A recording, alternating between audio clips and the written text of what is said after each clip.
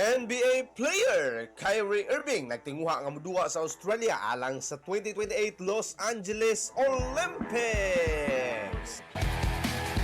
Pabelo ni Kyrie Irving iyang tinguha nga moapil sa Olympics apan alang sa Estados Unidos human sa 2025 NBA All-Star Mini Tournament. Diin gipuli ni Irving ang naangol nga si Anthony Davis isip reserba. Iyang gipadayag ang iyang tinguha nga mahimong kabahin sa Australia National Basketball Team alang sa 2028 Los Angeles Olympics. Matod sa star guard sa Dallas Mavericks nga iya na kining giproseso ug gitanaw na lang kung unsa ang maayong paagi aron maka-qualify siya nga makaduwa sa naisgutang nasod. Tao sa Irving sa Melbourne, Australia apan nibalhin siya sa West Orange, New Jersey aron duna siya dual citizenship sa Amerika o Australia. Sa Irving nakadaog og bulawan isip miyembro sa Team USA sa 2016 Rio Olympics apan wala sa roster alang sa 2020 Tokyo Olympics sa 2024 Paris Olympics.